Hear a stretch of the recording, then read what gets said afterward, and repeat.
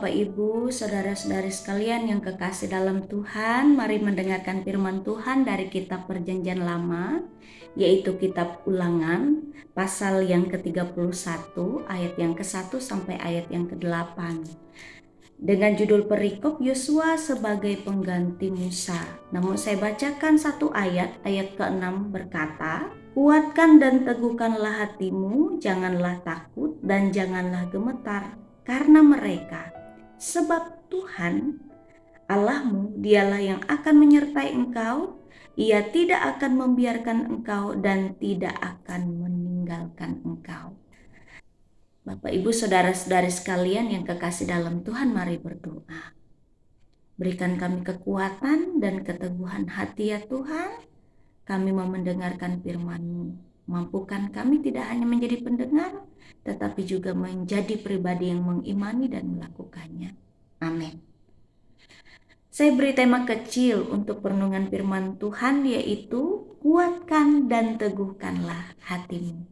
Bapak, Ibu, saudara-saudari sekalian kekasih dalam Tuhan, saat kita diutus menggantikan tugas atau posisi seseorang yang lebih senior, sangat manusiawi jika ada rasa canggung, ada rasa minder, was-was dengan berbagai alasan.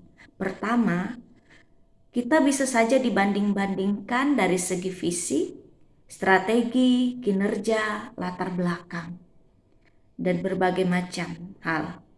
Apalagi yang kedua, jika pendahulu adalah pribadi yang luar biasa baik, dari segi torehan prestasi dan kinerjanya, kita pasti berpikir bisa tidak kita sebanding atau melampaui senior atau pendahulu kita.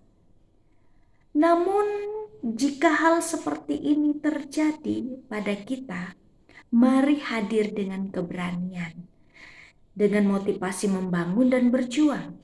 Kita datang untuk membangun dan berjuang bersama, bukan untuk menghancurkan. Apa yang harus kita takutkan? Bapak, Ibu, saudara-saudari sekalian yang kasih dalam Tuhan, 2 kali Musa mengatakan, kuatkan dan teguhkanlah hatimu. Ayat yang ke-6 kepada seluruh warga Israel. Dan ayat yang ke-7 kepada Yosua secara khusus. Pada saat itu yang ditunjuk untuk menggantikan dia, mendampingi Israel memasuki tanah perjanjian. Jika pemimpin dan umat Tuhan sama-sama kuat dan teguh hati dalam Tuhan, adakah alasan mereka hancur? Alasan mereka hancur, lebur, dan hilang. Sungguh tidak akan terjadi kehancuran. Kehancuran justru datang dari keraguan, meragukan diri sendiri dan saling meragukan. Sebagai pemimpin senior, Musa sangat memotivasi Yosua sebagai penerusnya dan mensupport penuh Israel memasuki tanah perjanjian. Ia meyakinkan semua tentang Tuhan yang selama ini ia percayai, penuh kasih, penuh penyertaan. Ia katakan kepada semuanya dengan penuh iman dan sangat mempengaruhi iman Yosua dan Israel kala itu. Saudara-saudaraku, Bapak Ibu sidang jemaat Tuhan, demikian juga dalam kehidupan umat Tuhan masa kini. Ini pesan penting dan sangat bermakna.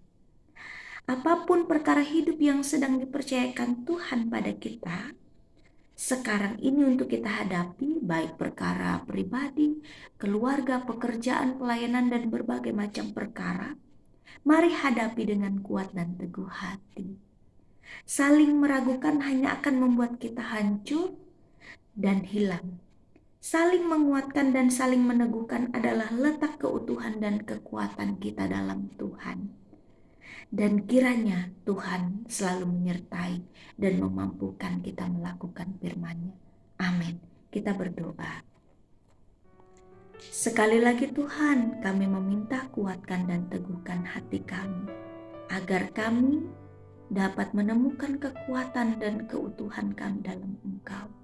Mampukan kami Tuhan untuk berpegang teguh pada firman-Mu. Amin. Terima kasih sudah mendengarkan firman Tuhan. Kiranya Tuhan memberkati dan menyertai kita senantiasa. Shalom.